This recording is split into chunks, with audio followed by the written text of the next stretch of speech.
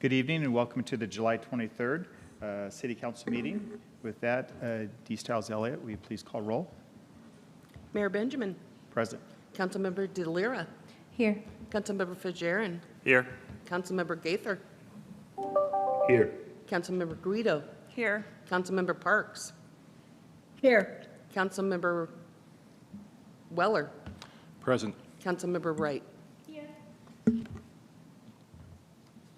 Thank you. So for announcements tonight, we continue as a city to look for individuals who would like to be involved with the city with our commissions and committees. We do currently have openings on the Arts Commission, the Cemetery Committee, Civil Service Commission, Environmental Resilience Commission, and the Diversity, Equity, Inclusion, and Belonging Committee. Because of the high temperatures last week, we did activate a cooling center. I want to thank the staff that was involved with that to be able to help make that happen and provide that for our community. Coming up this week, the Historic Preservation Commission, they have their annual walking tour. It's going to be this Friday, July 26th, starting at 5 p.m. Meet at Northeast Maple Street on College Hill for a self-paced tour. The Historic Preservation Committee members will be available for questions and discussion. The last tour starts at 6:30. And there's a number of activities that are also happening this week. Rainy Pool, those passes are 50% off for the rest of the summer, with the last day of swimming being Sunday, August 18th. We have a country rock group, Blue Highway, will be playing at Rainy Park tomorrow at 6 p.m. for the Summer Concert in the Park series. And we have 2 more movies in the park at the Rainy Park this season. This Friday, July 26th, we'll be screening Elemental. The film starts at dusk.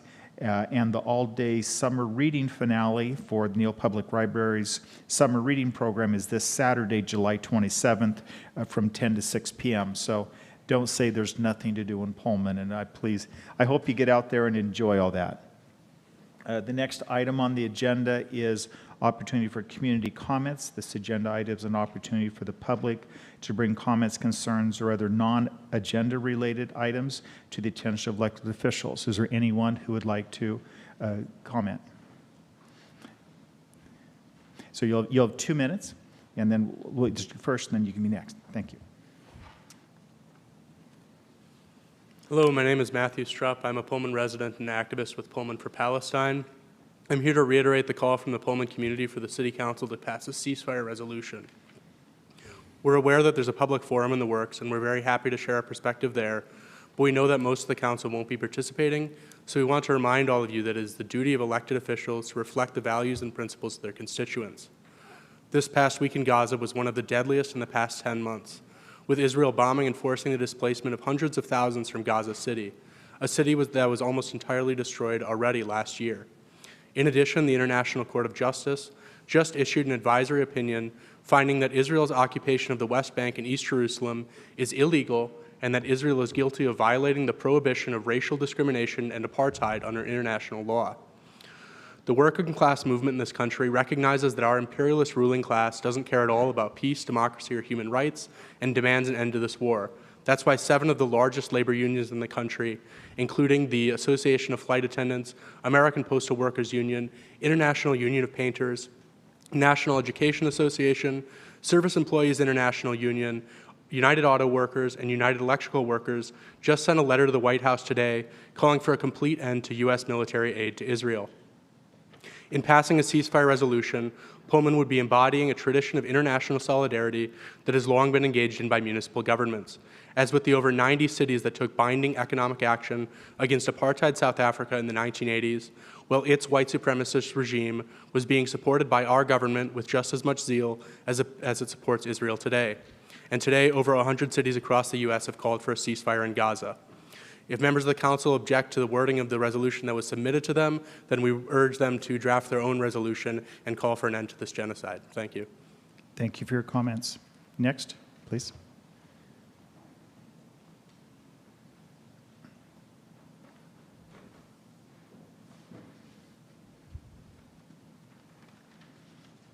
Good evening, Mr. Mayor and City Council members.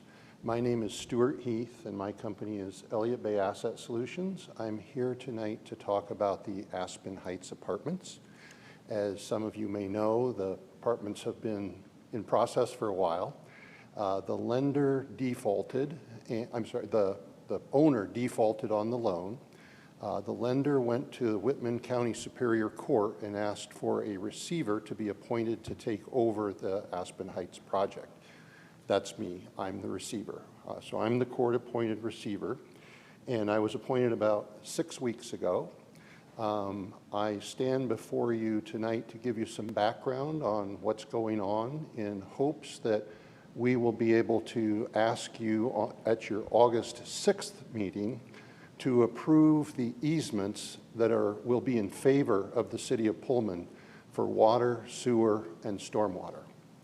So the situation on the ground is that there is a temporary certificate of occupancy in effect now that runs until August 8th.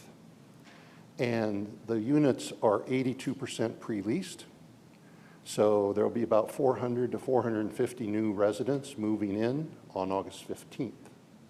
So one of the conditions, as I understand it, of getting a permanent certificate of occupancy is for us to get easements signed by the adjacent property owner, Mr. Steve Mader, and then bring those back before you and have you approve the easements once they're signed in their final form.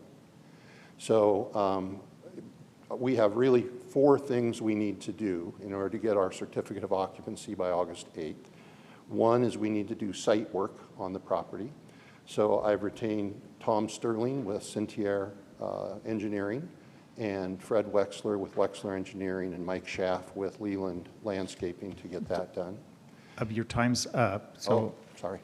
Okay. Thank you. And I just want to do a clarification, and staff was just reminding me, we do not have a city council meeting scheduled for August 6th. So Okay. that's currently canceled. Okay. And so, Pardon? Talk to the two of you. so Thank you. All right. Well- I wanted to come by and introduce myself, make you guys aware of what we're trying to do. I understand, I inherited a tight time frame, but I'm doing my best. So I'll work with Mr. Urban and yeah, Mr. and as I O'Sullivan. say, please work with staff on this. and Yeah, I have been. Back I've in had touch. over a dozen meetings, so I'll keep going. All right. Thank you all. Thank you very much. Thank you. Is there anyone else that has public comment?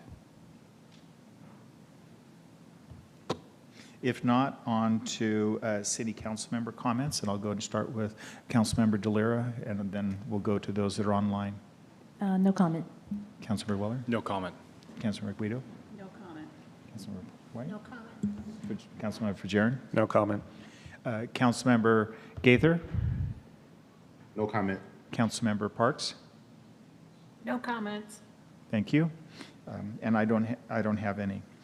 So the next item is city and council member future regular agenda requests. Are there any agenda items for the city council or mayor to request for future agenda? Seeing none, we'll then go on to presentations.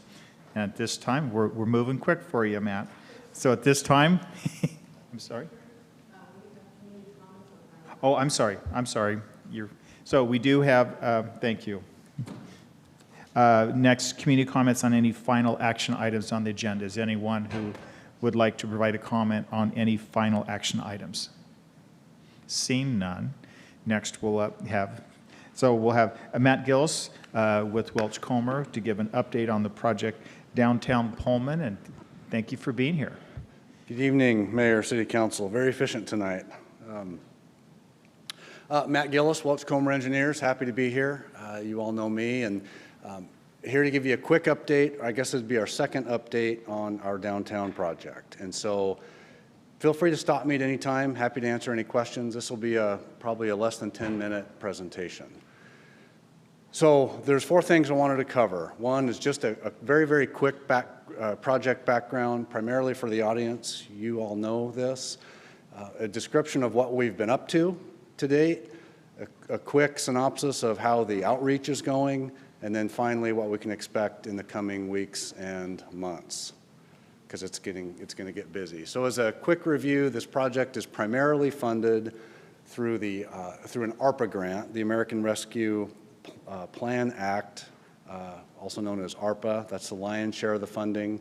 The city was able to secure an additional $1 million to make the project whole, which is through TIB, the Transportation Improvement Board, which is a state agency, through Washington, obviously, which is a great organization.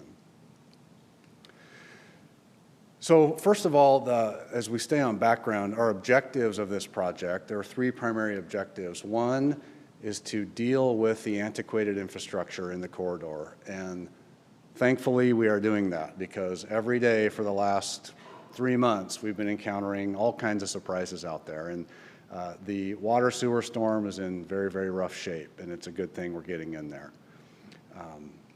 Second is downtown should be a place where people feel safe and they feel welcome and they want to be. And so creating a people-centric atmosphere down there was one of the primary objectives. And then thirdly, we don't want to marginalize anybody in the community and make it impossible for them to be downtown. So in some cases right now, well, actually most of it's gone now because it's been torn out, but sidewalks, heaving, those types of things. And so correcting those three things were the primary objectives. So you've seen this before. This is the life of a big, complex public works project like this. You went through the master planning process, the concept design, the design phase, and now we're in obviously the construction phase, which is clearly the most intrusive and probably the most lengthy. But before you know it, we'll be cutting a ribbon. I just show it just to remind us that this is a step-by-step, incremental, very deliberate process. So what have we been up to? Well, I've showed this slide before. Right out of the gate, we wanted to deal with parking. We wanted to make sure there was adequate parking in the downtown core. So we just did a quick restriping of Olson. It's highly used. I think the public feels pretty good about it. So I imagine that will stay in place. Right after that, we started removing items from the project that were semi-permanent. So things like light poles and garbage cans and bike racks and benches, things that we could move out easily. Once that stuff was out of the way, we had to deal with the trees. Then we came in right after that and we ground up all of the asphalt. And the asphalt was not taken to a landfill. You'd be glad to know. All that asphalt is reused, recycled into new asphalt somewhere else. So all that was hauled away. Shortly after that, we started tearing out curb and other hardscape materials. Then we got right into and have been in utilities for months now, from sewer to high-pressure gas to stormwater to potable water. If you've been down to the site, to the casual observer, it might not appear that a lot of progress is being made, but I can assure you it is. It's just all underground, and it'll be, it's kind of out of sight, but so critical. A little pseudo surprise that we had, I say pseudo surprise because we knew there was contaminated soil somewhere in the corridor. We knew roughly where it was. We weren't sure we were going to encounter it. It's petroleum from decades past, just bad practices from gas station operations. And so we did encounter it, but we had a plan in place. It was in the form of diesel. It's very apparent. And so the plan was to excavate that contaminated material where it was in our way or where it was in a trench for a utility. It was hauled away to a treatment site. Clean material was brought back in, backfilled, compacted, and on we go.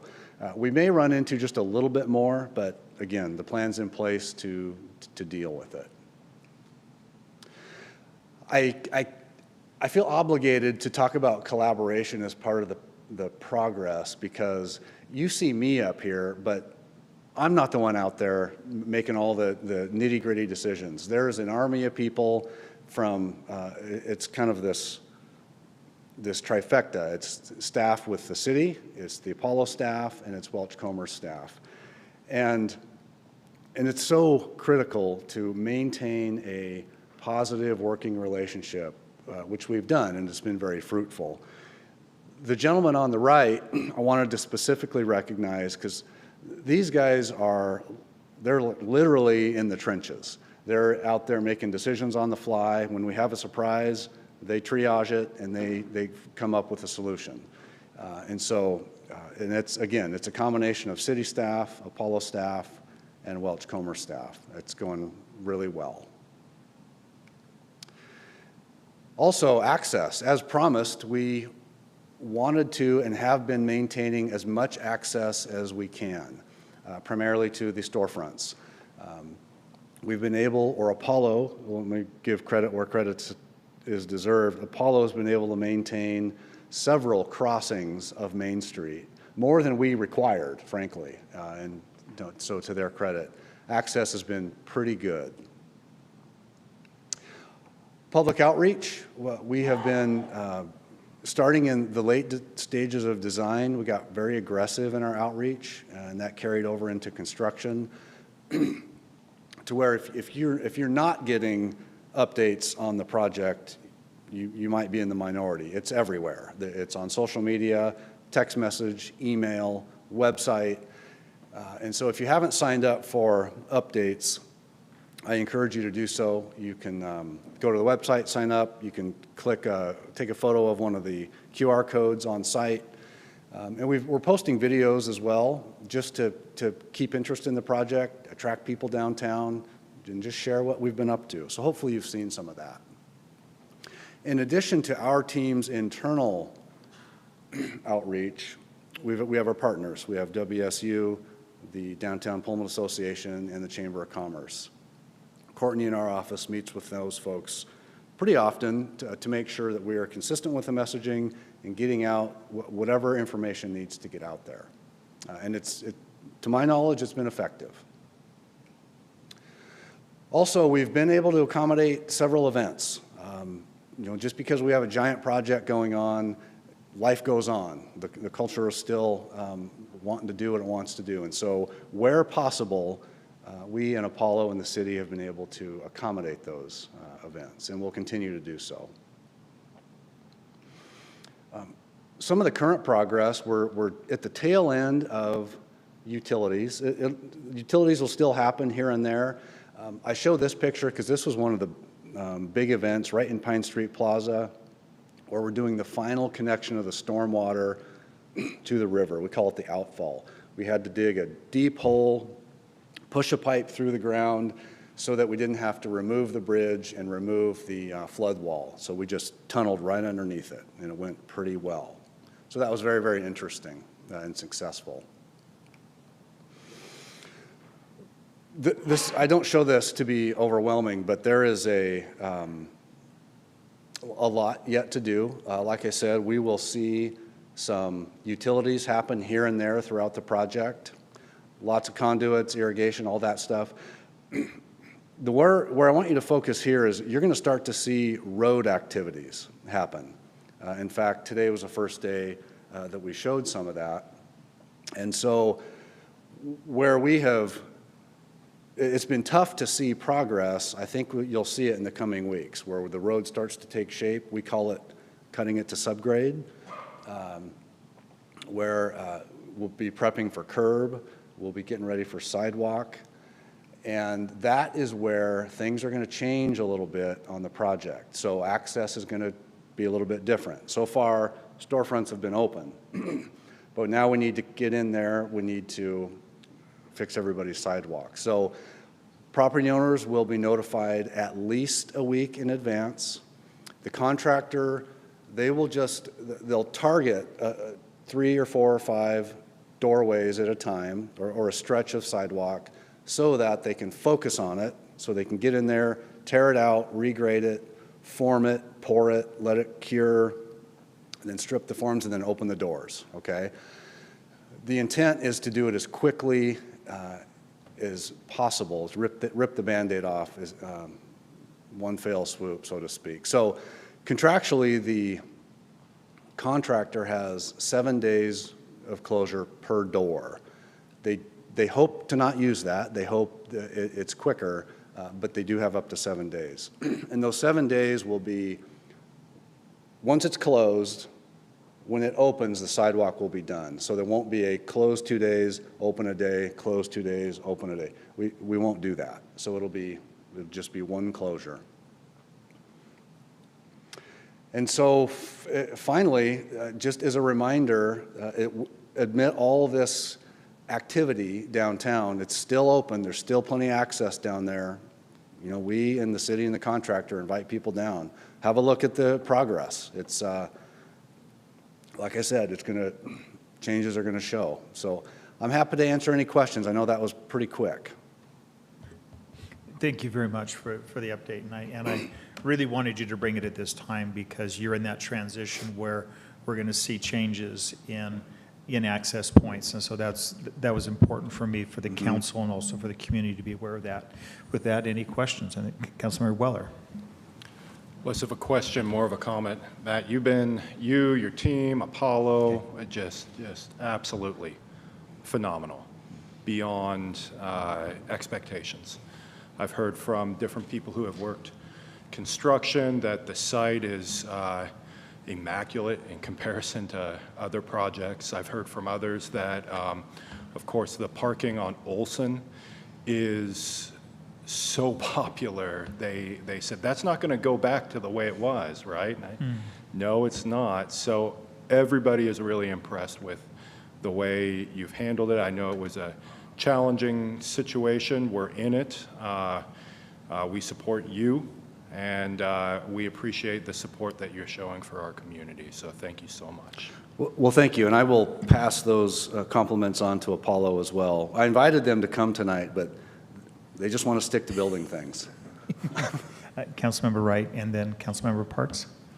Thank you, Matt. And I would echo what Councilmember, my buddy down here, Nathan, has said. And every single business that I've been in contact with has nothing but amazing things to say about Apollo. You hear Tom's name all the time. Yeah. And I mean, he religiously visits everyone. And so that's been just, like Nathan said, beyond expectations. So I can't thank you enough for the care that you've taken to that. And I think before we actually started this project, I said our objective would be for people to say, stop, you're giving us too much communication. And not that we're at that point, but certainly have had a great deal of communication. And we were in a meeting this morning and talking about people saying, well, I didn't know that that was going on, or, you know, we've heard all of those things before. We can't say that about this project, and so it's been great. And then the last thing I'll say, I heard on the radio this morning, and at different times, they give shout outs all the time to how easy it is to get downtown. Don't be afraid of the parking situation. It's easier really than it was before, when Main Street was open. So, I mean, that's a tribute to everybody working together. So, thank you. Great, thank you. Thank you. Councilmember Parks. Thank you, Mayor. Hi, Matt. I'm sorry I can't be there in person tonight. I echo all the things that have been said, and I do also want to really give a shout out also to our business owners. I've had good conversations with many of them, and while this is a struggle, they are in it too. They are committed, and so we just keep trying to rally our troops in our community to make sure that people are going downtown regularly. I did have one question, not being an expert about concrete. With the really extreme temperatures that we've been having and may see again, does that affect the curing time of sidewalks? It certainly can. Sometimes it can. We don't want it to cure too quickly because concrete can generate its own heat, and when you combine that with the ambient temperature, there can be issues. We probably won't be into that phase and for a couple of weeks, and so hopefully we're tapering off on the triple digits. But that's a great question. It can impact it. Okay, and just for everybody. The August can be one of our hottest months, but I'm with you. I'm hoping that we got that finished with early. So thank you for that. Sure. Thank you. Councilmember Delira? Hi, Matt. Hi. Thank you so much for your presentation, all your work on the project. I think I have just like an overall question that I think many people have on their minds is, are we on schedule to finish the project? And I know that there's an incentive component to finish sooner. Is there any sign of construction finishing sooner than the planned timeline? So our first question, are we on schedule? If anything, we might be behind, say, a week. And that part of it is some of the surprises we had with the utilities. Like every day it was like, what is this pipe? And we need to deal with it. And then the contaminants, that slowed us down just a little bit. But I think that, so we could be behind about a week, which is encouraging, given the complexity. The contractor is still on track, if we don't lose any more time, to achieve some of that incentive bonus, but possibly not all. And so we're working with them pretty tight to, accelerate where we can. Apollo has brought on additional crews to move ahead just a little bit, but we're close. Great question. Councilmember Guido? Thank you, Matt, for the update. And I wonder, for the benefit of the audience, if you could go back to that slide that talks about the schedule, because that was up there kind of quick. You bet. That one. Yeah, that's perfect. So we're heading into the curb sidewalk, is what you're saying. That's next. Well, that along with electrical conduits and landscape irrigation, Sure. all kinds of stuff. Well, that's Yes. happening. Yes. Mhm, Okay. mhm. I'm curious what you were saying about, this is a good thing that we updated all of this infrastructure. Can you tell us more about that? Because I think that's really important to hear that, this infrastructure was old. And how far along was it, I guess, is a question. Well, there's a video that we put out on the social media page that was our inspector being interviewed talking about these existing utilities. And so if you haven't seen that, I encourage you to look at that. But it runs the gamut. I mean, there's so many different types of materials out there and so many different stages of failure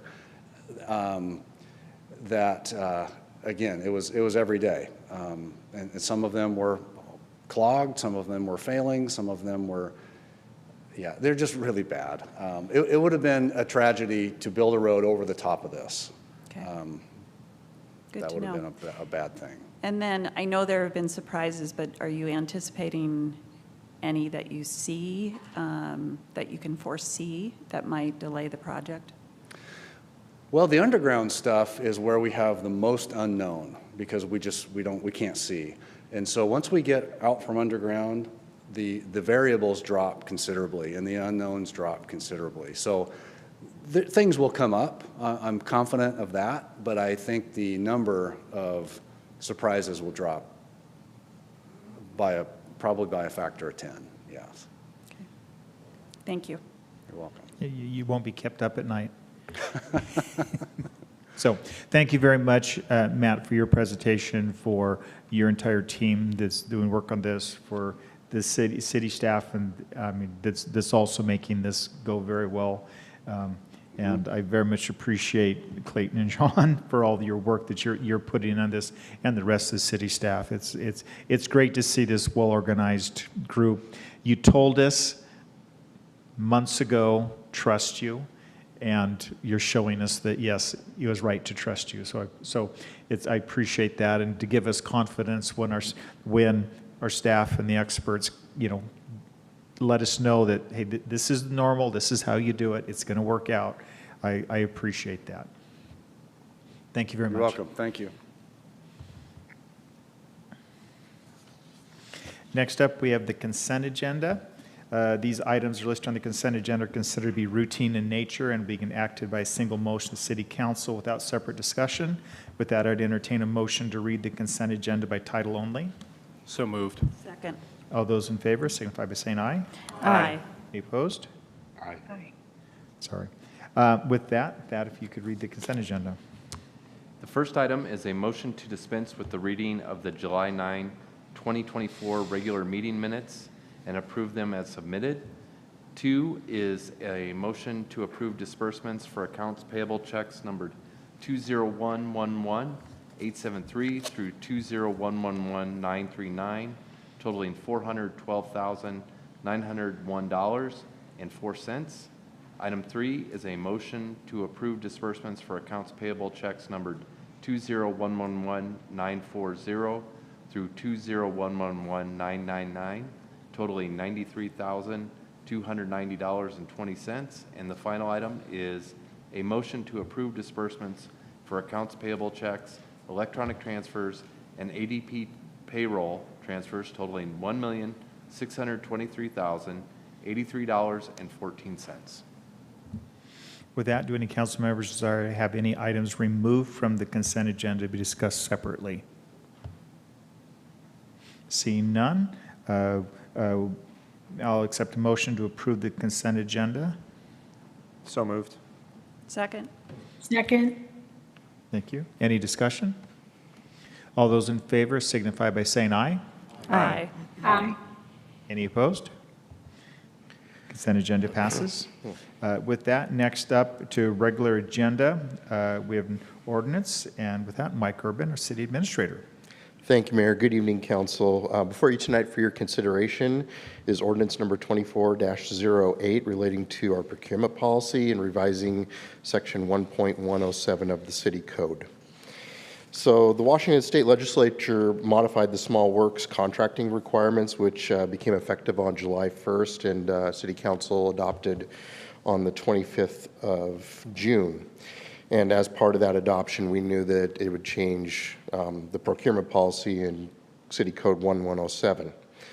So in addition to that, the Washington State Auditor's Office does recommend that purchasing and procurement policies be regularly reviewed as a form of internal controls and best practices. So when we were considering that and the effects of pricing caused by recent inflation, have prompted staff to take a more holistic approach to this review as per normal. So as such, the entire code was assessed, and that's what took a little bit longer to get through, and several updates are being recommended. So these proposed changes include some grammar changes that you'll see throughout the document, pronoun updates, identifying a job title change from 2018, no longer referring to the finance director, but properly referring to him as the Director of Finance and Administrative Services. Edit the purchasing authority thresholds established in 2017 to better address market conditions, create some operational efficiencies, and recognize concurrence with the legislation that was just recently passed. We also wanted to codify public purchasing cooperatives. For instance, the state contract as it used to exist has now been kind of parceled out. So like King County Schools have a cooperative that they use, which still qualifies in this purchasing deal, and this update takes that into account. Of course, language with the commensurate with the new legislation, and then just to provide some additional clarification around consulting and professional services to not just mean engineering and architecture anymore. So with that, we did include a red line version of the document with all of these changes. The other noteworthy change we wanted to make is we moved the definitions section up from 020 to 015, and then moved the purchasing authority back behind the definitions, because a matter of practice, we always think we should start with the definitions and then start talking about the policy after that. So that's the changes we have tonight. I'd be happy to answer any questions that you have on it, but our recommendation is to move ahead and approve the ordinance as presented. Any questions? With that, I'd entertain a motion to pass the ordinance. Move to approve ordinance number 24-08. Second. With that, if you can read the ordinance. Ordinance number 24-08, an ordinance of the City Council of the City of Pullman, Whitman County, Washington, relating to procurement, revising sections 1.107 to the Pullman City Code and other matters properly related thereto. With that, any discussion? If not, all those in favor signify by saying aye. Aye. Aye. Any opposed? That, it passes. Thank you. Thank you, council. Next up, we have a second resolution, and with that, that'll sell them. Thank you, Mayor and Council. So this is just another settlement in the continuing opioid litigation that the state has engaged in. This one is with Kroger, is the defendant in this particular settlement agreement. And so just like the prior ones that the council has approved, the city has to sign on to this particular agreement in order to get its portion of the settlement funds. So nothing really different than the prior ones. It's primarily just adding Kroger to the list of settlement payees, so payors. With that, any discussion? Councilmember Guido? I have a question, Thad. So I understand this is just, that we need to sign on in order to get the settlement from Kroger, but do you have an idea of how much in total we're expecting to get? I don't off the top of my head, Okay. but let me see if I can find out. Yeah, that hasn't been presented with the breakdown yet. I assume that this settlement will probably use the same ratios as previous ones, but I think we're getting farther and farther away from when those ratios were created for each city, that I wouldn't be surprised to see a change yet based on populations and such. And again, are they spoken for or allocated at this point? Or is there some flexibility there in terms of how it could be, the funds could be used? Is there flexibility on how the funds could be used? The monies that we're receiving, are they already spoken for, but like to use for certain things? When we turned in our opioid piece to the Greater Columbia opioid group, we picked the widest, broadest way to be able to spend funds, and these funds have not been designated. Okay. All right, thank you. So there is a designation that we have to be within, but we have not selected that. That, Councilmember Fajarin? That answered my question about the designation. Thank you. Any other questions? With that, I'd entertain a motion. Mr. Mayor, Councilmember Guido, Pullman will get 0.221483 number percent of the total settlement. So I'm not positive what the total settlement amount is, but that will be our percentage. It's the same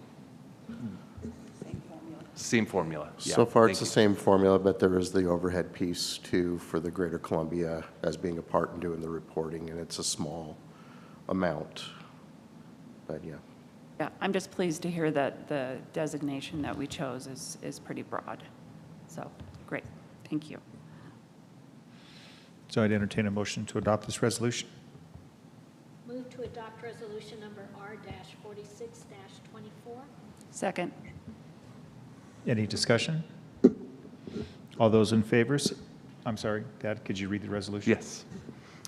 Resolution R-46-24, a resolution authorizing the mayor or designee to execute the settlement participation form relating to the Kroger Company Washington statewide opioid settlement agreement dated March 22nd, 2024, authorizing the mayor and finance director to take all actions necessary to effect the purpose of the settlement agreement and other matters related thereto. All those in favor signify by saying aye. Aye. Aye. Any opposed? With that, motion passes. Thank you.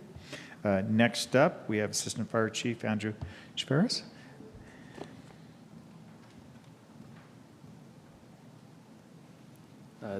Thank you, City Council and Mayor. I'm here to seek authorization to accept the low bid from Fidelity Solutions for the installation of a station alerting system. Project was approved during the 2023 CIP process. Fire department staff worked with the manufacturer to plan and lay out an alerting system solution specific to the Pullman Fire Department. US Digital Designs, who manufactures the G2 alerting system, requires all installers of their products to be a USDD certified installer. On June 7th, a request for proposals went out to the two relatively local certified installers. Fire department staff met with the two possible installers during site visits to the stations on June 10th. On June 28th, staff received one bid from Fidelity Solutions for the installation of the system. The bid came in at approximately $81,000, which is approximately $35,000 over the estimated amount used during the CIP process. Currently, staff are looking for additional funding sources, such as grants, to offset the difference.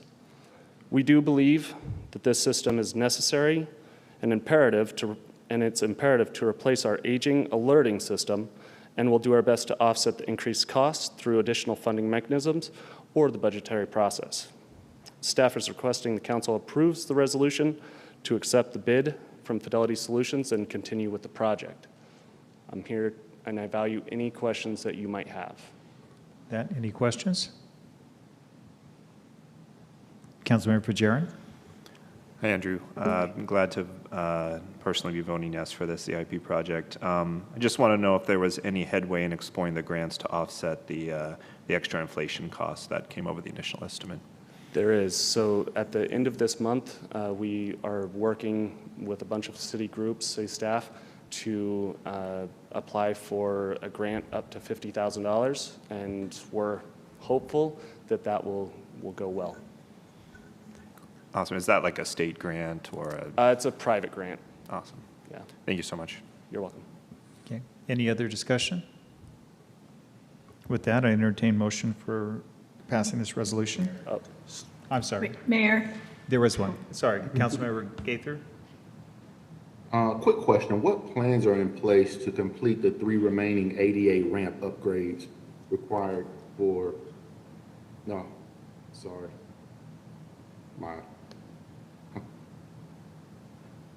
For the, I'm so sorry, my computer froze and I'm so sorry. Discard my question.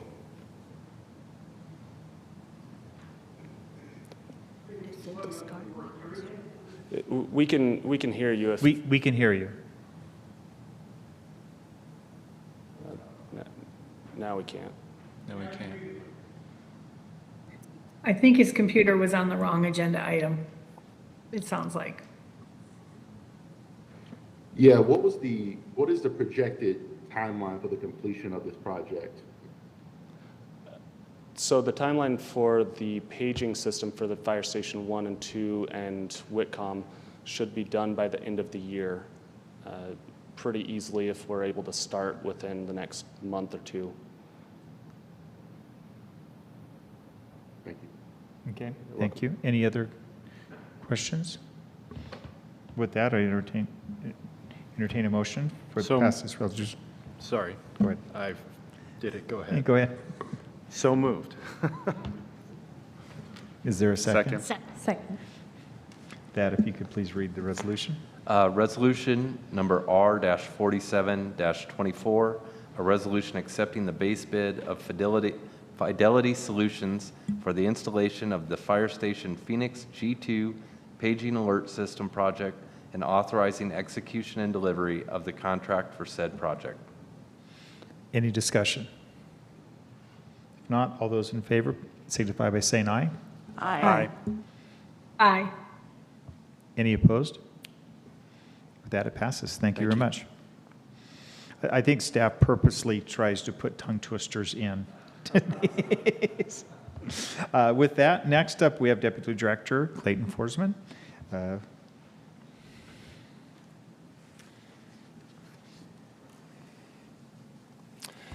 Thank you, Mayor, and good evening, City Council. So Public Works staff have been working with Valerie Weaver. You know her, she's our Grants and Special Projects Manager. She was to prepare a grant application for this year's Transportation Improvement Board, TIB, grant cycle.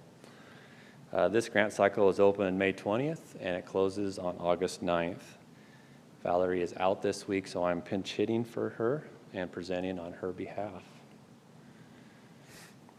This year's application is to resurface Orchard Drive and Valley Road from Stadium Way north to Cove Way, and that's shown on the slide, highlighted in green here.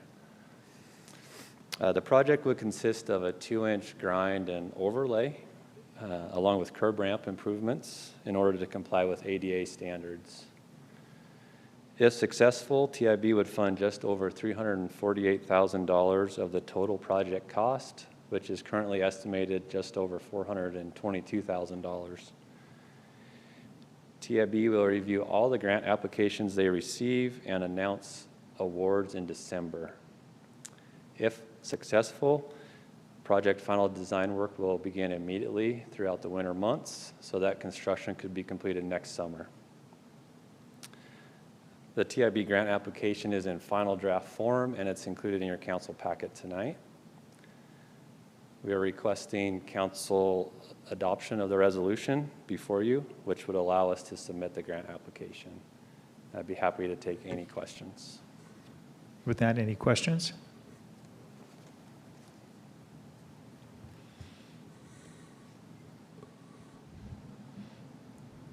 Seeing none, I'd entertain a motion to approve. Move to approve. Second. With that, if you could read the resolution, please. Yes, resolution number R-48-24, a resolution authorizing the execution of a Washington State Transportation Improvement Board grant application and for the Orchard Drive and Valley Road resurfacing project, authorizing the acceptance and execution of the grant agreement if awarded and other matters related thereto. Any discussion? Councilmember Jalera? I'll just say something quick. The road absolutely needs help, so I'm excited to see this go forward. I don't drive, but it's a regular walking route, and I can see that it needs some help. So thank you for bringing this forward. Thank you. With that, all those in favor signify by saying aye. Aye. Aye. Aye. Any opposed? Passes. Thank you very much. Thank you. Next up, we have a discussion item. This is related to work groups. And this is really continuation from our goal settings where we set specific goals that as a council you had identified as priority ones that you felt was important for you to be working on. And we have there's 6 of these that were identified: strategic tourism, housing, bypass, welcoming, in-town railways, repurpose, and then the strategic influence and partnerships based on councils basically gave their priorities.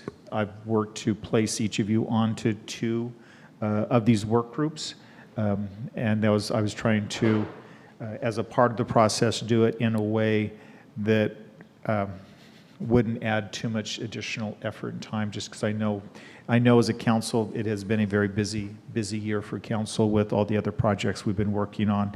What I wanted to do is take tonight and just start in talking about the work group process so that you understood it, and then to talk about the 2 that we have on the agenda tonight, which is the housing and strategic tourism. Within the plan, each of the next council meetings, we would talk about 2 more of these as we stand them up. So if we look at the work groups, each work group's goal is going to be based on what the council set as a part of goal setting. So that's the specific work group goal is that. So that doesn't change. That's something that's the area for the work group to work on. If you accomplish that goal and the work group wants to come back and say, hey, we'd like to do more then that's something you could come back to council, but we first need to focus on the goals that we set. The work group, understand, works under the direction of the council, and so when we get to the discussion on these first two, to talk about what's the goal, what's the direction, this is, direction the work group members are going to be receiving from the council. The work groups, what I'd like to be able to do is have you reporting back to the council at least twice a year, so that, especially, and that way you can also get further direction if you need more refinement as a part of the work groups. The work groups, so in that context, you work under the direction of the council, and because you're not made up of a majority of the council, similar to as an individual council member, you don't have the authority to direct staff. So if there's something that you'd specifically like staff to do as a part of the work group, please funnel those requests through me, so the work group would do that. I have to walk through this thing. Also, because there's 3 of you on each of these work groups, I do ask that you don't talk to other council members about the work that you're doing in the work group outside of the full council meeting. Otherwise, that would constitute a meeting itself that wasn't messaged. And so there may be times where you're at a point where you're like, okay, we need to get either additional input or direction from the council. That's the time really to come back on that. So the membership, I've set the membership. As a part of it, if you have a non-elected person that you'd like to have on the work group, so as you get into these work groups and you have specific skill sets that you're looking for, that'd be helpful to have people from outside the council on, please make those requests through me, and then I can place them on, authorized to place them on. Any questions so far? I'm really just kind of trying to talk through processes right now. Question? Yes. Yeah. So, Mayor, just a point of clarification, if you did want to add someone from a particular discipline or a representative from some area, would we make a suggestion in terms of who that person is, or is that something that we would just say, we think it would be helpful to have someone from this area, and then you appoint? I'd appreciate the suggestion. Okay.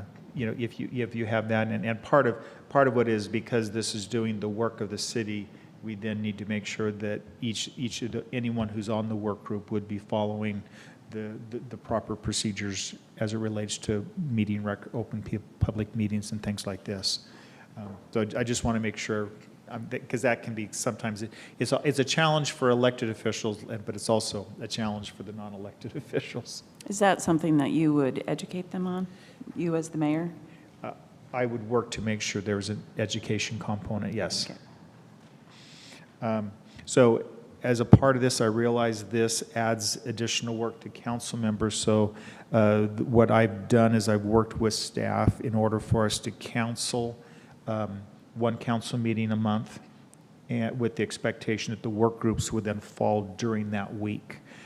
So as opposed to you having both a work group and a council meeting on the same week, that wouldn't be the case. It would be on a non-council week. Normally, that's going to be the 3rd week of the month. There's a couple months where it might fall differently, just because as we're working through the budgeting schedule, in order to get all the meetings that need to get in, we may not be able to cancel on the 3rd week, but need to cancel on the 4th week in order to keep everything based on the timelines that we have to do through the budget process.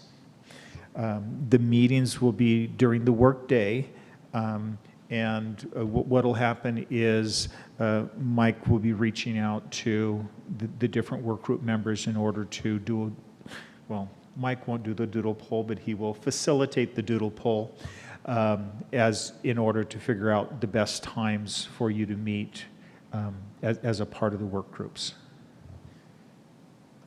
Is this making sense? Does this work? And really, this is designed for, I'm setting these up so that you can do a deeper dive into these areas and then bring recommendations back to the council. I'm excited about what you're going to be doing on work groups as a part of, with each of these, the housing, the bypass, the strategic tourism. I mean, each one of these, I think, are ones that it's a way that we'll be able to advance further than we could without doing these. Councilmember Fajarin? Thank you. Just a clarifying question. I'm sorry if I missed it, but do we have a list of what every work group, what council member is a part of?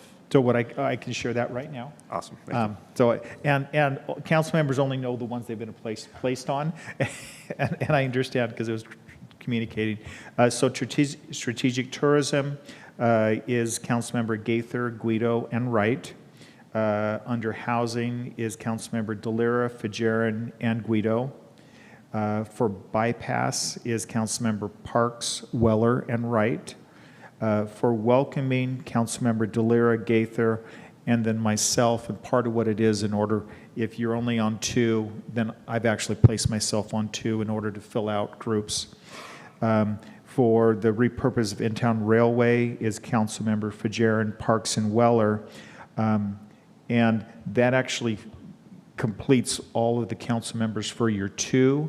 When we get to the last discussion on strategic influence and partnerships, right now I have myself and then Mike Urban on, just because that strategic influence and partnerships, he'd be focusing from the staff side, I'd be focusing from the elected side. But I then want to, once we get through these first setup, have discussion on how else the council wants to participate in that one, just because I was trying to place everybody on two, and because we had this extra one, that makes it a little more of a challenge that way. Does that make sense? Councilmember Weller. I know we're probably going to talk about the strategic partnerships, but I would be interested in being a part of that one. So when we get to that discussion, because I want to be sensitive to how many people are on and the processes. So if we look, if you're looking forward on your schedule, the August 19th through the 23rd is going to be the first one that's set up for the work groups as we get these set up. So that's going to be the first week that they get set for, that Mike Urban will be contacting you relating to that. Any questions related just to work groups, the processes? I'm excited. I tried to give you a framework, but within your work group, you can, if you want to have one person that is kind of chair, or if you want to rotate the chairs, or however you want to do that, that's within your own group. You can do that.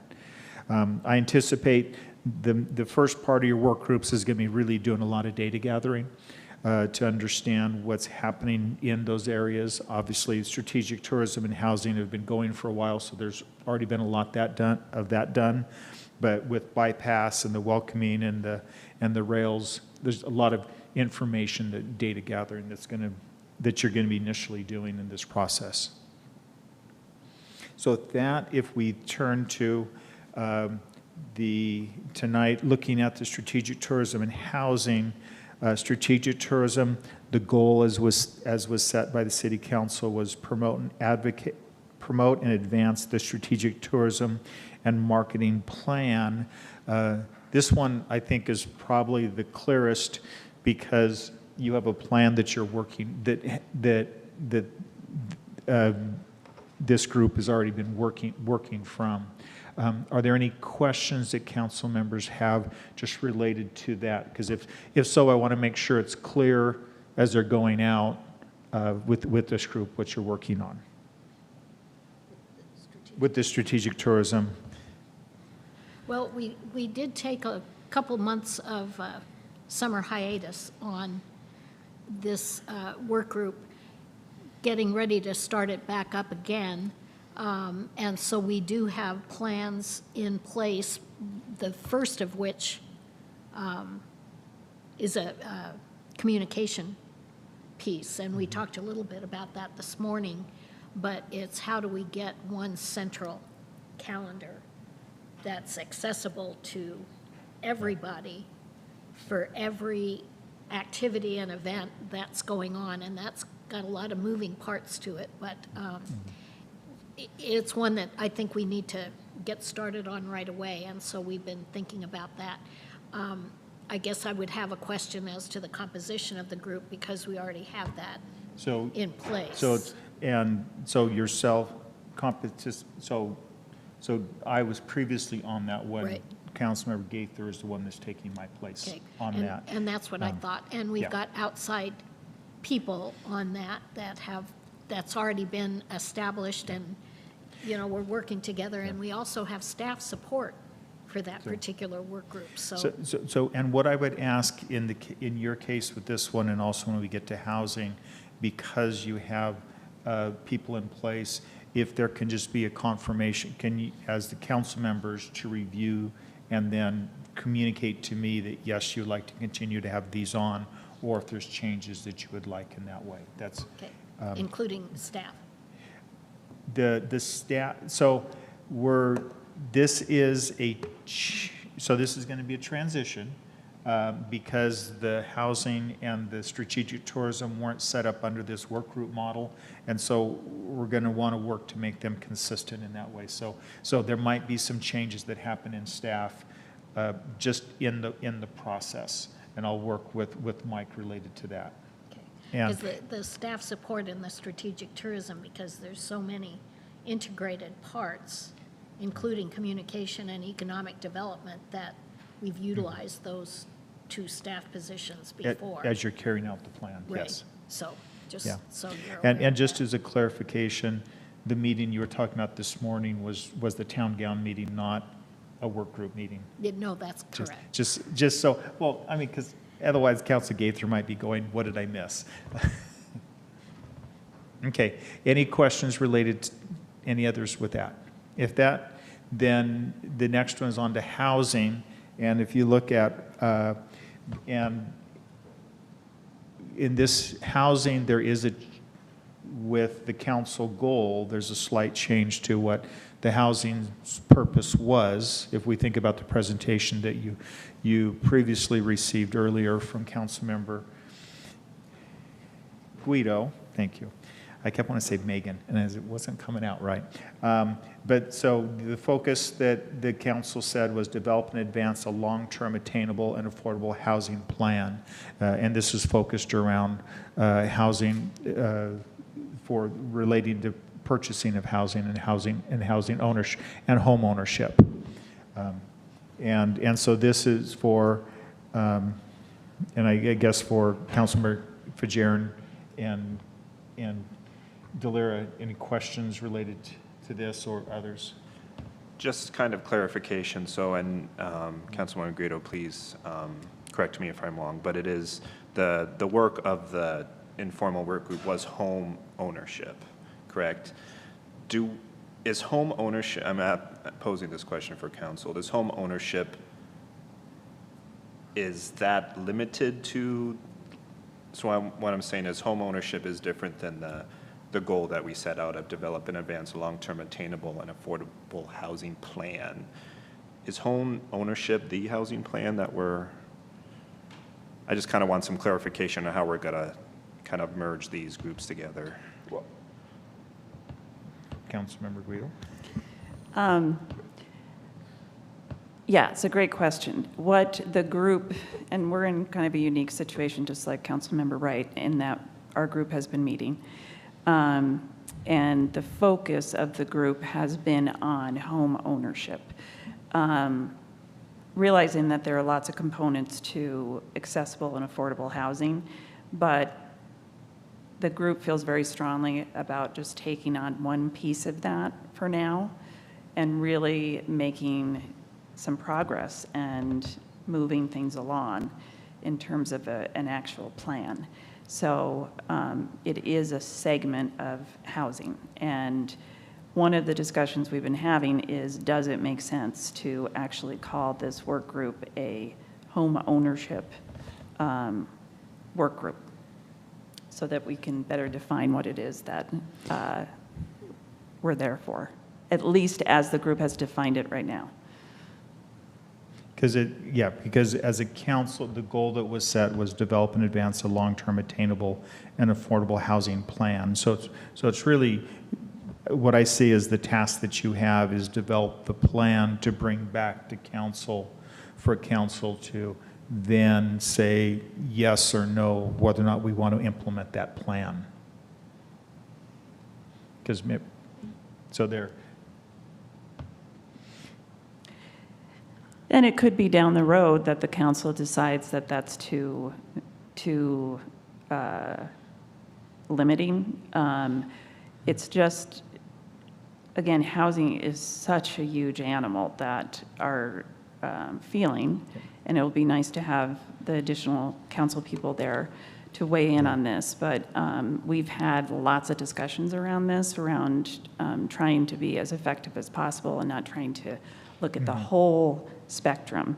So that was not just a willy-nilly decision. It took a lot of discussion to talk about that particular focus area. Because it's as broad as it is, what you might start is, okay, with this part of the plan, let's look at the ownership piece and bring that forward, but then, because it is such a broad topic. And just logistically, we have been meeting throughout summer, twice a month. We're pretty ambitious with our meeting schedule, so this will actually kind of slow it down to some extent to meet monthly, and that's fine. But for instance, we have a meeting scheduled for next Monday, which the two of you are more than welcome to attend, but then. Well, actually, with this changes it, so they would need to be there. I mean,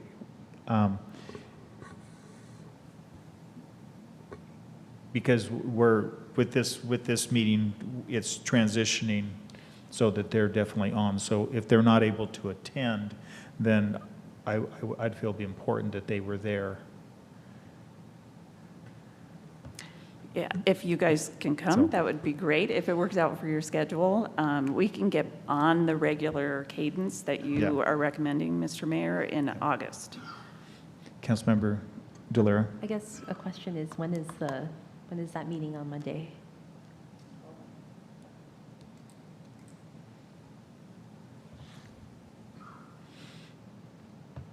Okay, and then any other questions on this? If not, then what we'll do at the next meeting, we'll come back and then do the conversation around the bypass and also the welcoming as we flesh that out to give the direction to those who will be working on that piece. Okay. Any other questions? If not, we'll finish that up for that discussion. I don't see any new business to come before us. And with that, I would accept a motion for adjournment. Second. All those in favor? Aye. Aye. Aye. We are adjourned.